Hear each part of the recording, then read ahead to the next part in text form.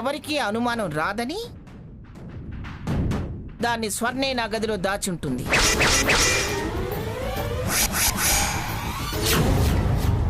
అదే నా అనుమానం. అనుమానం పెనుభూతం. అంతా సవ్యంగా జరిగిపోయిన తర్వాత నా అనుమానం, నా డౌటు, నా సందేహం అంటూ దాన్ని తిరగదోడి వాళ్ళని వీళ్ళని ప్రశ్నించి నిలదీయటం, పంచాయతీ చేయడం కరెక్ట్ కాదే. పదా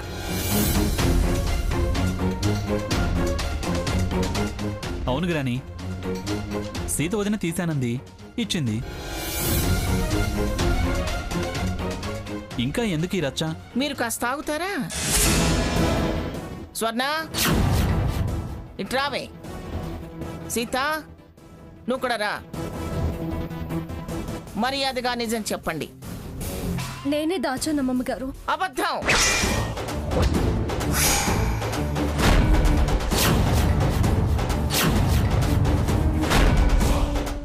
సీత నేనే తీశానంటుంటే అబద్ధం అంటారేంటి అత్తయ్య గారు?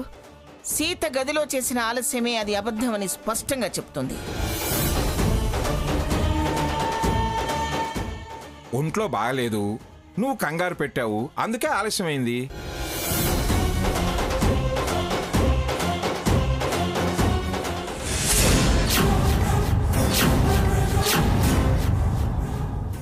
ఒంట్లో బాగోలేని మనిషి, దాని మీద ప్రమాణం చేసి చెప్పవే.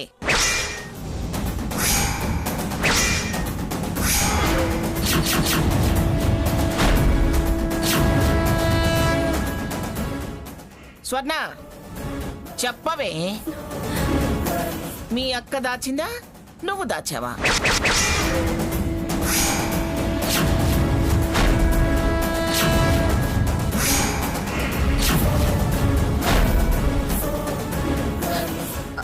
అది అది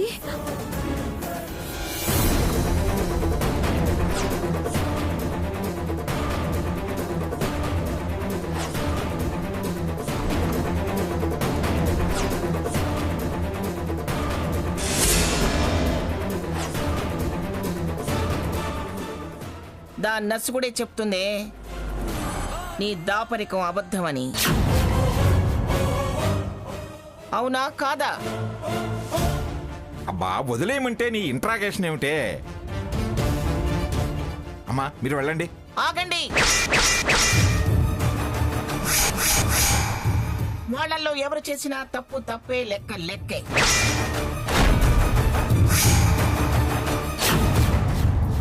దాచి ఇవ్వడం కూడా తప్పేనా? ఆ దాపరికంలో అబద్ధం ఉంది కాబట్టి అది తప్పే.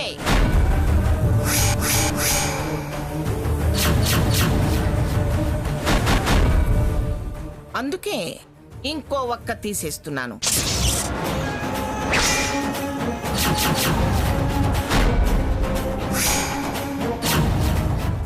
లక్ష్మి, ఒక్కల డబ్బా ఇలా ఇవ్వు.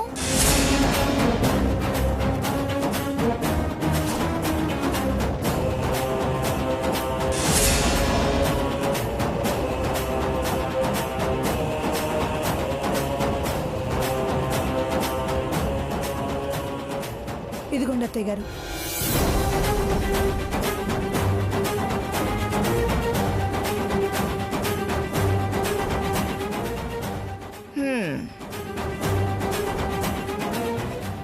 మూడో ఒక్క.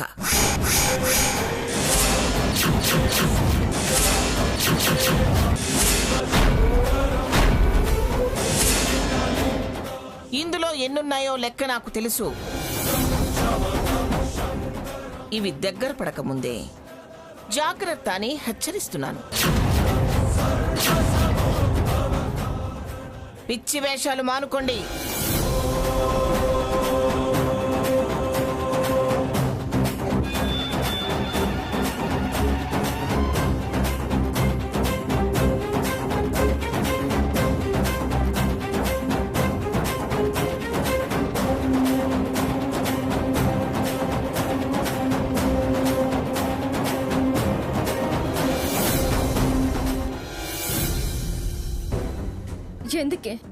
ఎందుకు తలతిక్క పనులు చేస్తూ తప్పులు లెక్క పెట్టేలా చేస్తున్నావు? ఆ మొలతాడు కడితే నీకేమైంది? వాణ్ణి వెండి బంగారాలతో కట్టేసి నాకు కాకుండా చేస్తుందేమో అన్న భయంతో దాచానక్క. ఇప్పుడు దాస్తే ఆ తర్వాత అయినా కడుతుంది కదా. దానివల్ల ఒక తప్పు పెరిగింది. వక్క తగ్గిందే గాని ఏం లాభం వచ్చింది చెప్పు. మరో తప్పు నా నెత్తి మీద వేశావు. సారీ అక్క, ఇంత అవుతుందని అనుకోలేదు. అనుకోవు, నువ్వు ఏమీ అనుకోవు. నీ గురించి నీ బిడ్డ గురించే కానీ ఎవరి గురించి ఆలోచించవు, అనుకోవు. సీత, నువ్విలా ప్రతిదానికి తన తప్పు నీ మీద వేసుకుంటే తనకి రెస్పాన్సిబిలిటీ తెలియదు అన్నా వినవు. హద్దు ఉంటుంది సీత, దేనికైనా హద్దు ఉంటుంది. చాలా తప్పు చేస్తున్నావు. ఏంటి తప్పు? నువ్వు నీ తమ్ముడి కోసం నన్ను కాదండం తప్పు కాదు, కానీ నేను నా చెల్లెల కోసం చేస్తే అది తప్పా? అలా నువ్వు నష్టపోయి నన్ను కష్టాల పాలు చేస్తావా? అందరూ బాగుంటారు, మనమే ఒకరికొకరం కాకుండా పోతాం. సీత, ఇదే ఫైనల్. నెక్స్ట్ ఏమైనా చేస్తే నేను ఎక్స్క్యూజ్ చేయలేను. నా చెల్లెల కోసం నేనేది లాస్ట్ అనుకోను. ఫూలిష్గా బిహేవ్ చేయకు సీత. నన్ను నా ప్రేమని అర్థం చేసుకోవడం లేదు. నీ హెల్త్ కండిషన్ చూసి కంట్రోల్ అవ్వాల్సి వస్తుంది. చేసింది చాలు, వెళ్ళి రెస్ట్ తీసుకో.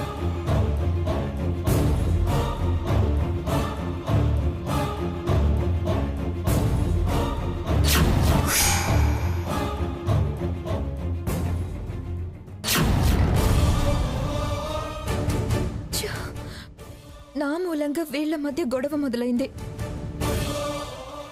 దీనంతటికీ నేను అనుకున్నది చేస్తే ఫుల్ స్టాప్ పెట్టచ్చు. వేరు కాపురమే కరెక్ట్.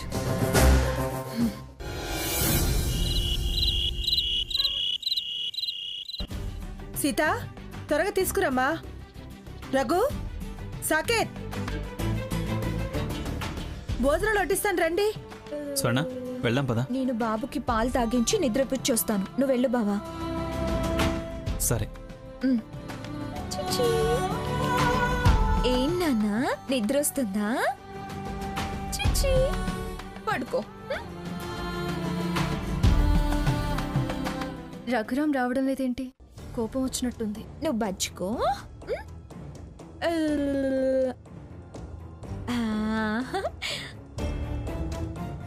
ఇదిగోండత్తయ్య.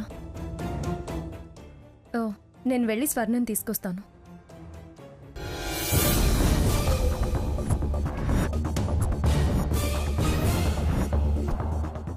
భోజనం వద్దు, ఏమీ వద్దు.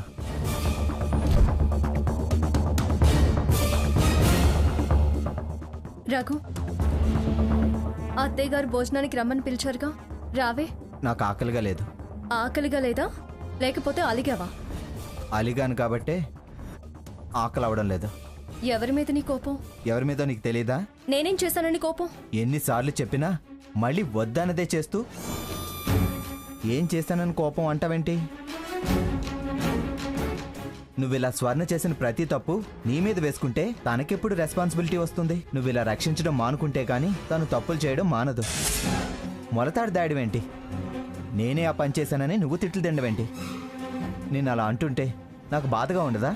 మన మధ్య ఉన్నంత అండర్స్టాండింగ్ వాళ్ళ మధ్య లేదు. అది కాస్త తొందరపాటు మనిషి. సాకేత్కి సమర్థించేంత సమయస్ఫూర్తి లేదు. అందుకే నేను తలదూర్చాల్సి వస్తుంది. ఒకప్పుడు కాకపోతే ఒకప్పుడన్నా అది రియలైజ్ అవుతుందన్న నమ్మకంతో. నీ నమ్మకం నెరవేరేలోపు ఒక్కలైపోతే మన సంసారం చెక్కలవుతుంది. చూడు సీత, మళ్ళీ ఈ జన్మలో నేను ఒంటరితనం భరించలేను. ఎల్లకాలం ఏదో ఒక సమస్యతోనే బతకాలా? అమ్మ ఉన్నంతకాలం వీళ్ళందరికీ దూరంగానే ఉన్నాను. అమ్మ క్యాన్సర్తో బాధపడుతూ కూడా నా కోసం తను ఒంటరిగా ఉండాల్సి వచ్చింది. తరువాత ఆఖరి క్షణంలో కలిసింది. ఏం దక్కింది? కొంతకాలం అమ్మ నానమ్మ అనే పరిస్థితిలో బతికాను. ఇప్పుడు మళ్ళీ నువ్వా నానమ్మ అనే సందిగ్ధంలో బతకాలా? నా వల్ల కాదు సీత. అంతదాకా రాదు అంటుంటే బ్రతకమంటావా అంటావేంటి? గ్యారంటీ లేదంటున్నా. నువ్వు మళ్ళీ ఇన్వాల్వ్ అయి స్వర్ణ తప్పుని నీ నెత్తిని వేసుకోను అని ప్రామిస్ చేయి. అప్పుడే నేను భోజనానికి వస్తాను. సారీ, అలాంటి ప్రామిస్ నేను చేయలేను. చూడు, అందరం కలిసి సంతోషంగా ఉండబోతున్న సమయంలో నువ్వు లేనిపోని ప్రాబ్లం క్రియేట్ చేయకు. ప్రాబ్లమ్స్ నువ్వు క్రియేట్ చేస్తూ నన్ను క్రియేట్ చేయొద్దంటావేంటి? సీత పిలవడానికి వెళ్ళిందన్నా ఇంకా రాలేదే? రఘు రఘురామ్, వస్తాడులేవే, నువ్వు తిను. మీలాగా నాకేం ఆకలి కొట్టుకుపోవటం లేదు. సరే కూర్చో. స్వర్ణ, వెళ్ళవే, వెళ్ళి వాళ్ళని పిలుచుకురాపో. చూడు సీత, నువ్వు ప్రామిస్ చేయిందే నేను రావడం జరగదు. ఇలా పరీక్షలు పెట్టి నన్ను ఇబ్బందుల్లో పెట్టొద్దు. నేను మళ్ళీ మళ్ళీ ఇబ్బందుల పాలు అవదలుచుకోలేదు. నిన్ను ఇబ్బందిలో చూడదలుచుకోలేదు. నీకు ప్రామిస్ చేసి దాని బతికి ఇబ్బంది పాలవుతుంటే నేను చూస్తూ ఊరుకోలేను. నాకంటే నీకు నీ చెల్లెలే ముఖ్యమా? నాకన్నా నీకు నీ తమ్ముడే ఎక్కువ అని ప్రూవ్ చేసావు కదా. పెడార్థాలు తీయకు. నేను ఎందుకు చేశానో నీకు తెలుసు.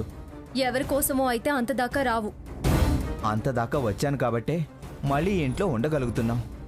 నువ్వు తిరిగి ఒంటరిగా బయటికి వెళ్ళే పరిస్థితి రాకూడదనే నేను ఇంతగా అనేది. నేను నా చెల్లెలి సంసారం కోసమే ఆరాటపడేది. వాళ్ళు వేరు, మనం వేరు. ఓహో, అలాంటి అభిప్రాయం కూడా ఉందా నీకు? నేనేమి నీలా అనుకోలేను. పిచ్చి పిచ్చిగా మాట్లాడుకో. ఏంటి బావా, ఏమైంది? ఎందుకు అక్క మీద అరుస్తున్నావు? నా భార్య మీద నేను అరుస్తాను, నీకేంటి? అదేంటి బావా అలా కొత్తగా మాట్లాడుతున్నావు? కొత్త లేదు, పాత లేదు. వెళ్ళవతలకి. మారిపోయావు బావా, చాలా మారిపోయావు. ఏయ్, అనవసరంగా మాట్లాడుకో. నా మార్పుకి కారణం నువ్వు. నేను తన మీద అరవడానికి కారణం నువ్వు. తను అంతంత మాటలు పడాల్సిన అవసరం ఏంటంటే నా చెల్లి కోసం అంటుంది, కానీ ఆ చెల్లెలేమో నేను నా కొడుకు, అంతే. అదే నా ప్రపంచం. ఎవరు ఎటుపోయినా నాకు అనవసరం. ఎవరి సంసారాలు ఎటుపోయినా ఏమైపోయినా ఏం పర్వాలేదు. నా పంతం నెగ్గాలి, నేను నెగ్గాలి అనుకుంటుంది. అయ్యో అక్క అని ఎప్పుడైనా ఏ విషయంలోనైనా ఆలోచిస్తున్నావా? నో, నీకేం పట్టవు. సెల్ఫిష్నెస్. నీ సుఖం, నీ సంతోషమే నీకు ముఖ్యం. సుఖ సంతోషాలు ముఖ్యం అనుకుంటే సిగ్గు వదిలి మనసు చంపుకొని మీ నాన్నమ్మ కాళ్ళు ఒత్తుతూ బతికేదాన్ని. ఇలా ఎందుకు సర్టిఫికేట్ కావాలని పోరాడతాను? స్వర్ణ, ఆగదు, ఆగదు సీత. తనకు ఎవ్వరన్నా లెక్కలేదు. నీ తప్పు నెత్తినేసుకొని తను చెడవుతుంది కనుక ఇలాంటి మాటలు అన్న వాళ్ళందరి మీద ఒంటికాల మీద లేస్తున్నావు. కానీ నీ మూలంగా ఎంతమంది అశాంతికి గురవుతున్నారో ఆలోచిస్తున్నావా?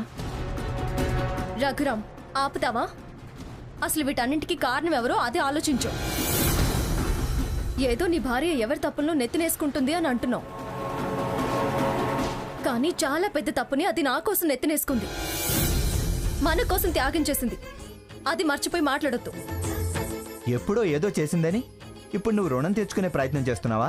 వద్దు రఘురామ్, ఇప్పుడు గతాన్ని తవ్వుకుంటూ స్పర్ధలు పెంచుకోవడం అనవసరం. అందరం ఓపికగా ఉండడం మంచిది. ఏమిటే, పిలవటానికి వెళ్ళిందా అడగటానికి వెళ్ళిందా? అంతా అటే వెళ్ళారు. సర్లే, వడ్డించు. వాళ్ళకి ఆకళ్ళు లేవేమో, నువ్వు కానివ్వు. అమ్మా, నేను వెళ్ళొస్తానుండు. నువ్వు తినరా, వాళ్ళు వస్తారులే.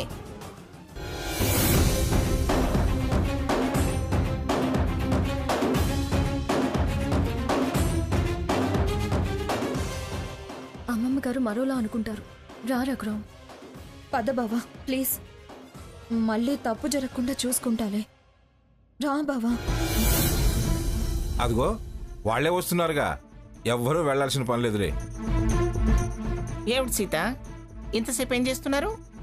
ఆయన ఫ్రెష్ అయ్యి వస్తానంటే ఆగామమ్మమ్మ గారు. ఫ్రెష్ అయ్యి వస్తానన్నాడా?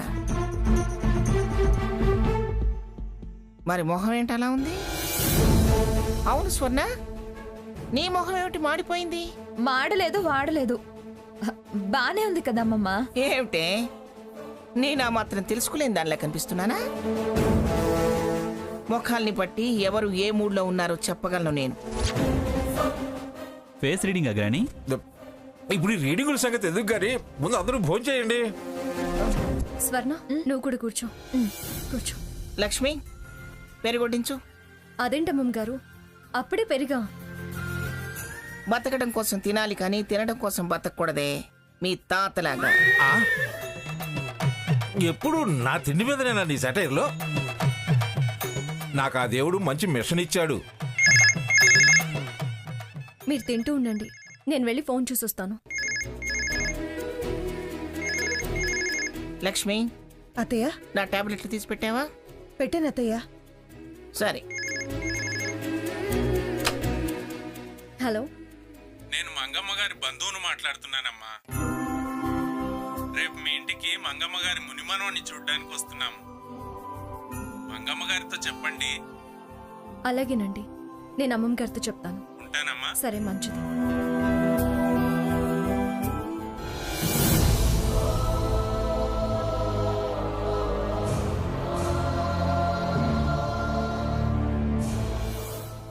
ఏంటి రఘురామ్, ఏం తినడం లేదేంటి?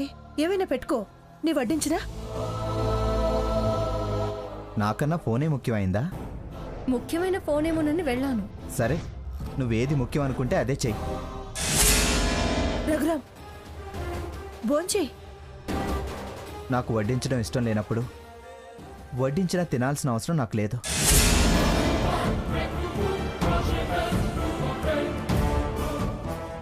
ఏమైంది సీత? ఎందుకలా వాడు కోపంగా వెళ్ళాడు? కారణం కోపం కాదత్తయ్య గారు, ఇక్కడికే బతినాడు తీసుకొచ్చాము. బావా ఏం లేదు అత్తయ్య గారు, ఏదో మనసులో పెట్టుకుని ఏదేదో అంటున్నారు. ఏంటమ్మా సీత, మీ మధ్య ఇలాంటి తగాదాలు? వెళ్ళు, వెళ్ళి రఘురామ్ని పిలుచుకురా. ఆ అలకి ఇప్పుడిప్పుడే తగ్గేలా లేదు. వదిలేండి అత్తయ్య గారు, మీరు తినండి. ఏంటో దీని అలా అంటావు? ఆయన మీ అన్నయ్యే కదా, మీ మూడు ఎప్పుడెలా ఉంటుందో తెలియదు కదా. అది కాదక్కా. నువ్వు మాట్లాడికే మరీ ఎక్కువ చేస్తున్నాడు. చెప్పినా అర్థం చేసుకోకపోతే ఏం చేస్తాను? ఇదంతా నా కర్మ. సాకేత్, నువ్వు వెళ్ళి విషయం ఏంటో కనుక్కుని అన్నం తినిపించరా. ఆ ప్లేటు అలాగే అమ్మా.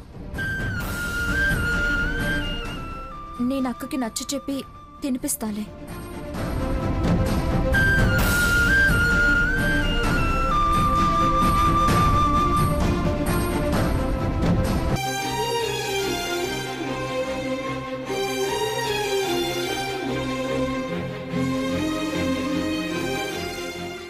ఏంటన్నయ్య ఇది? మమ్మల్ని కలపడానికి అంత శ్రమపడ్డా మీ ఇద్దరి మధ్య ఈ దూరం ఏంటి? అలకలేంటి? నువ్వు ఇలా ప్రవర్తించడం నాకు అస్సలు నచ్చలేదన్నయ్య. నాకు సీత చేసే పనులు నచ్చడం లేదు. అదే తనతో అంటే నాదే తప్పు అంటుంది. ఎంతసేపు నేను అలాగే చేస్తా అంటుందే కానీ నా గురించి ఆలోచించదే. ఎంతకాలం ఇలా? ఏంటన్నయ్య ఇది? నిన్ను వదిన అర్థం చేసుకోపోవటం ఏంటి? ఒక్కసారి కాదురా, ఇది 4వసారి. నా చెల్లెలి జీవితం అంటుందే కానీ తను ఇబ్బందులో పడుతున్నానని కానీ ఇలా కొమ్ము కాస్తూ పోతే స్వర్ణ మారదని అస్సలు ఆలోచించడం లేదు. పైగా నాతో పోటీ. నువ్వు నీ తమ్ముడి మీద చూపించే ప్రేమ నేను నా చెల్లెలి మీద చూపిస్తే తప్ప అని వాదిస్తుంది. ఏం చేయమంటావు? ఉప్పు కారం తినేవాళ్ళకి పౌరుషం ఉండదా? ఎదురు మాట్లాడుతుందే కానీ ఎందుకు చెప్తున్నానో అర్థం చేసుకోదే. ఎదురు మాట్లాడుతుందే కానీ ఎందుకు చెప్తున్నానో అర్థం చేసుకోదే.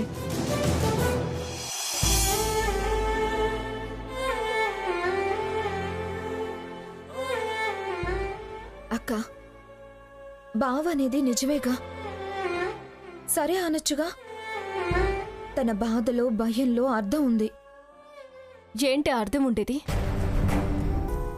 ఆయన గారు మాటని సైడ్ అయిపోతే చేసిన దానికి అర్థం ఉండదు. బావన్నట్టు అంతా నామూలంగానే కదా.